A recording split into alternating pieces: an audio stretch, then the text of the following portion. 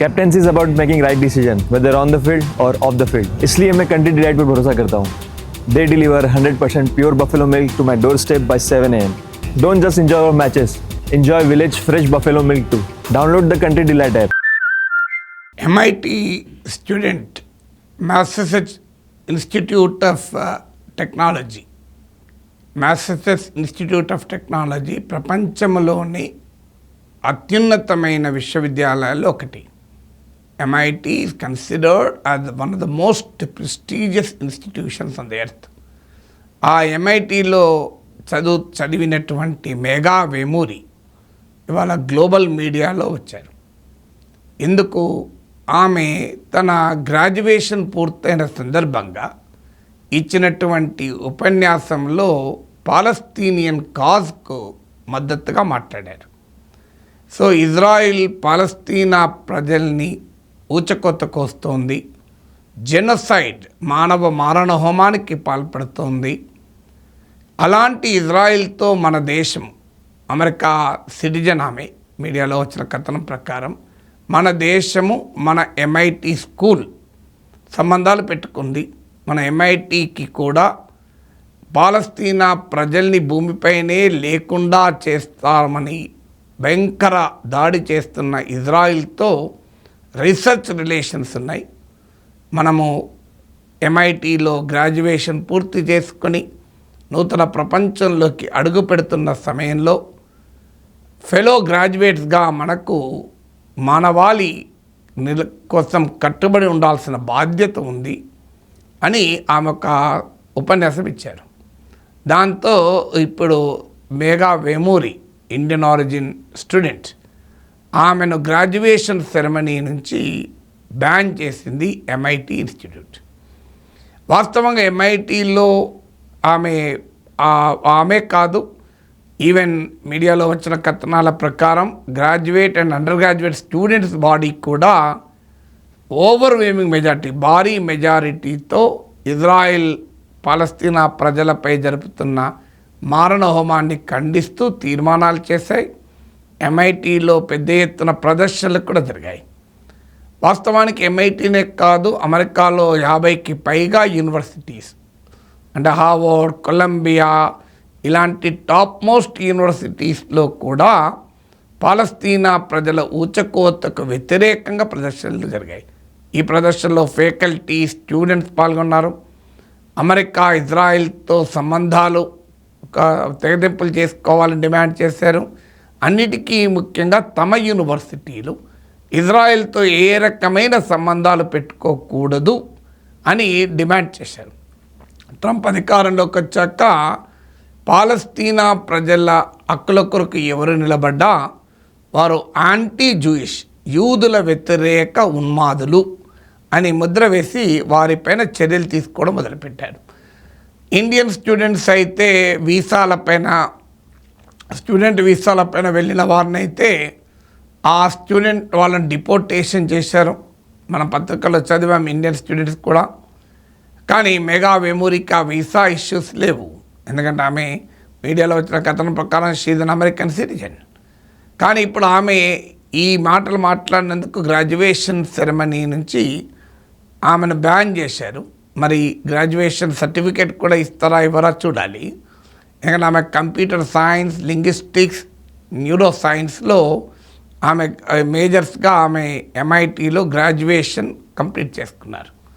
So జార్జియాలో జన్మించినటువంటి మేఘా వేమూరి ఇప్పుడు ఏదైనా కంపెనీకి అప్లై చేస్తే ట్రంప్ ప్రెసిడెంట్గా ఉన్నప్పుడు ఇంతటి ధైర్యాన్ని చేసి, సాహసాన్ని చేసి పాలస్తీనా కాజ్ను MIT వేదిక పైన వినిపించినందుకు ఆమెకు American big corporate sector jobs ఇస్తాయా?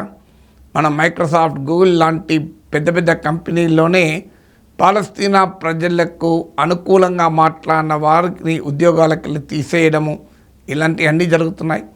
తాజాగా అయితే ట్రంప్ ప్రభుత్వము ఫారిన్ స్టూడెంట్స్ ఎవరైనా అమెరికాలో చదువుకోవటానికి వస్తే వాళ్ళ సోషల్ మీడియా అకౌంట్లను తూర్పారపడతాం, జల్లెడపడతాం, అందులో ఎవరైనా ఏం మాట్లాడారు అని. సో ఇలా జరుగుతున్న సమయంలో she has taken a very big risk. అయితే ఆమె తప్పు ఏం చేసింది? అమెరికా ఫస్ట్ అమెండ్మెంట్ ఏం చెప్తోంది? America is the land of freedom. ఆఖరికి తుపాకులు పట్టుకునే స్వేచ్ఛ కూడా అమెరికాలో ఉంటుంది. ఈవెన్ మెంటల్లీ ఇల్ పేషెంట్స్ కూడా తుపాకులు పట్టుకొని ఇష్టారాజ్యంగా కాల్పులు జరుపుతారు. అమెరికన్ రైఫల్ అసోసియేషన్ పెద్ద ప్రెషర్, రిపబ్లికన్ పొలిటీషియన్లు అయితే అసలు మనమెవరము చెప్పడానికి ఫైర్ ఆర్మ్స్ పట్టుకోవద్దని, తుపాకులు పట్టుకోవద్దని మనమెట్లా ఆపుతాం? చాలా రాష్ట్రాల్లో ఈవెన్ డ్రగ్స్పై కూడా నిషేధాలు ఉండవు. డ్రగ్స్ సేవించకూడదని మనమెవరని చెప్పేది? అది వాళ్ళ ఫ్రీడమ్.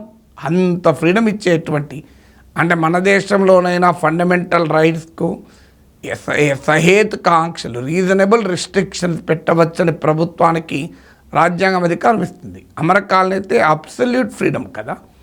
అబ్సల్యూట్ ఫ్రీడమ్ ఉండేటువంటి కంట్రీలో ఒక స్టూడెంట్ ఒక అంశం పైన తన అభిప్రాయాన్ని చెప్పినందుకు అది నేరంగా భావించి గ్రాడ్యుయేషన్ సెరమనీ నుంచి ప్రపంచంలోని యొక్క ప్రతిష్టాత్మక విశ్వవిద్యాలయం ఆ చర్యలు తీసుకోవడం ఏంటి అని.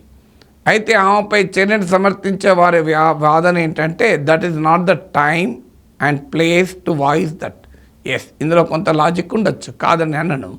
ఎందుకంటే గ్రాడ్యుయేషన్ సెరమనీకి సంబంధించిన ప్రిపరేషన్స్, స్పీచెస్ ఇవి చాలా సాలెమ్ అకేషన్స్. కానీ అదే సమయంలో భావప్రజ్ఞా స్వేచ్ఛను ఏ వేదిక నుంచి ఎప్పుడైనా వ్యక్తం చేయవచ్చు కదా.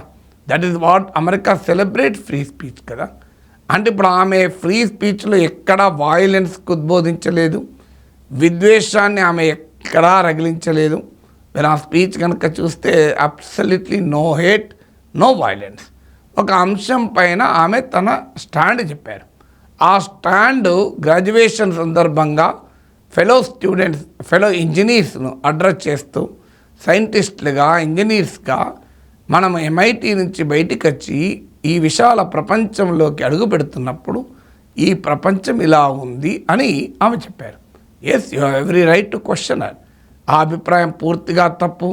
ఇజ్రాయెల్దే రైటు, పాలస్తీనా ప్రజలకు భూమి పైన ఉండే హక్కే లేదని కూడా చెప్పుకోవచ్చు. కానీ ఒక అభిప్రాయాన్ని చెప్పినందుకు ఎలా శిక్షిస్తావు? అభిప్రాయం చెప్పడం కూడా, ఒక అభిప్రాయాన్ని కలిగి ఉండడం కూడా నేరమా? Can you criminalize having an idea?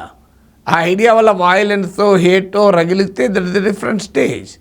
America president అయిన ట్రంప్ ప్రపంచంలో అనేక అంశాలపైన ఆ దేశాల సార్వభౌమాధికారాన్ని అటాక్ చేస్తూ మాట్లాడతలేడా? మీరు కెనడాను 51వ రాష్ట్రంగా అమెరికాలో చేరమని అంటున్నాడు. అది సరైన మాటేనా? గ్రీన్లాండ్ నుంచి గ్రీన్లాండ్ను డెన్మార్క్ నుంచి బలవంతానైనా తీసుకుంటాం, అవసరమైతే మిలిటరీ యాక్షన్ చేస్తాం అని ఒక సావరిన్ కంట్రీ పైన ఇలా బెదిరించడం ప్రెసిడెంట్కు న్యాయమా? బైడెన్ చచ్చిపోయాడు, రోబోటిక్ బైడెనే పాలించాడు అంటూ తన సోషల్ మీడియాలో కామెంట్ చేయడం సంస్కారం అవుతుందా? అంటే ట్రంప్కి అయితే ఫ్రీ స్పీచ్ ఉంటుంది. భారతదేశము సుంకాలను జీరో చేయడానికి అంగీకరించింది అని అబద్ధాలు చెప్తాడు. ఇండియా పాక్ వార్ను నేను ట్రేడ్ అని వెపన్ ఉపయోగించి ఆపించాను అంటాడు. మరి ఇవన్నీ కూడా ట్రంప్కు ఉన్న ఫ్రీ స్పీచ్ కదా. ట్రంప్కు ఒక అమెరికా రాజ్యాంగము, మెగా వెమూరికి అమెరికా రాజ్యాంగం వేరువేరుగా లేదు కదా. ట్రంప్ ఏమైనా మాట్లాడచ్చా? తనకన్నా ముందు 4 ఏళ్ళు అమెరికా ప్రెసిడెంట్గా ఉన్న వ్యక్తి 2020లోనే చచ్చిపోయాడు. ఆయన రోబోటిక్ మిషన్ మాత్రమే బైడెన్ రూపంలో పాలించింది అని అంటాడు. మరి ఇలా అన్నదాన్ని సోషల్ మీడియాలో పోస్ట్ చేస్తాడు. ఇంతకన్నా సంస్కార రాహిత్యం ఇంకోటి ఉంటుందా? అంటే అమెరికా వేరు, ట్రంప్ వేరు కదా. అమెరికా వేరు, అమెరికా ప్రభుత్వం వేరు. అమెరికాను వ్యతిరేకించడం ఎట్టి పరిస్థితులు అంగీకరించకూడదు. ఇప్పుడు భారతదేశాన్ని వ్యతిరేకించడం మనం అంగీకరిస్తామా? కానీ ప్రభుత్వ విధానాలను వ్యతిరేకించడం అనేది వేరు. ఆ మాటకొస్తే వియత్నాం పైన అమెరికా వార్ చేసినప్పుడు అమెరికాకు వ్యతిరేకంగానే అమెరికన్ విశ్వవిద్యాలయాల్లో పెద్ద ఎత్తున ప్రదర్శనలు జరిగాయి, అమెరికన్ యూనివర్సిటీస్లో. అది కూడా అమెరికన్ వార్ అండ్ వియత్నాంకు మద్దతుగా. ఇప్పుడైతే అమెరికన్ వార్ కూడా కాదు, ఇజ్రాయెల్ వార్ను ఖండిస్తున్నారు. అమెరికన్ వార్ను ఖండించిన చరిత్ర యూనివర్సిటీలకు ఉంది. ఎందుకు మరి ఇంత ఇన్సెక్యూరిటీ ఫీల్ కావాలి? అంటే ఒక ఫ్రీ స్పీచ్ అమెరికా సమాజాన్ని అతలాకుతలం చేస్తుందా? అమెరికా వ్యవస్థలు తలకిందులవుతాయా? It's just a free speech కదా. అసలు అమెరికా నిలబడిందే డెమోక్రసీ, ఫ్రీడమ్ పై కదా. మరి అలాంటి ప్రజాస్వామ్యము, స్వేచ్ఛ అనే పునాదులపైన నిర్మించబడ్డ అమెరికన్ నాగరికత, అమెరికన్ డెమోక్రసీ ఇవాళ ఏమవుతుంది? అందుకే మీరు చూడండి, ట్రంప్ అజ్ఞానాన్ని బోధించే ప్రచారం చేసే ట్రంప్ ప్రపంచంలో ఉన్న టాప్ యూనివర్సిటీస్ అయిన హార్వర్డ్పై అటాక్, MIT పైన అటాక్, కొలంబియా పైన అటాక్, అంటే ఇంటలెక్ట్ పైన అటాక్, అటానమస్ మైండ్ పైన అటాక్. ప్రపంచవ్యాప్తంగా యూనివర్సిటీసు సోషల్ క్రిటిక్స్గా పనిచేస్తాయి. ప్రభుత్వాలు, దేశాలు అనుసరించే విధానాన్ని విమర్శిస్తాయి. జవహర్లాల్ నెహ్రూ యూనివర్సిటీ ఎమర్జెన్సీకి వ్యతిరేకంగా పోరాటం చేశారు. ఇందిరాగాంధీని రాజీనామా చేయాలి, JNU ఛాన్సలర్ పదవి నుంచి డిమాండ్ చేశారు. JNUలో పెద్ద ఎత్తున యాంటీ ఎమర్జెన్సీ పోరాటాలు దేశవ్యాప్తంగా యూనివర్సిటీస్లోనే జరిగాయి. కానీ ఆ రోజు మరి ఎవరు అబ్జెక్షన్ చెప్పలేదు కదా. మీరు దేశం గర్వించదగ్గ రాజకీయ నాయకులందరూ యూనివర్సిటీస్లోనే క్రియేట్ అయ్యారు కదా.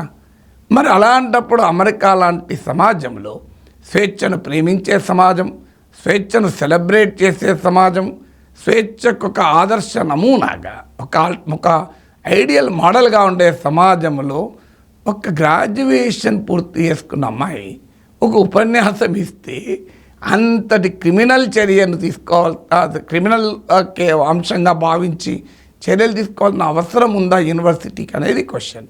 So this is the Trump's threat to free speech, Trump's threat to autonomous mind.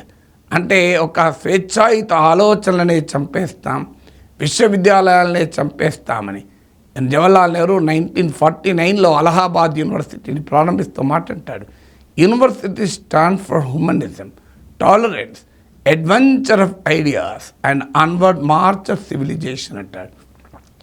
విశ్వవిద్యాలయాలు మానవతకు, సహనానికి, ఆలోచనల వ్యూహాలకి కేంద్రాలుగా ఉండి పురోగమిస్తున్న నాగరికతకు ప్రతీకలుగా ఉండాలి అన్నారు.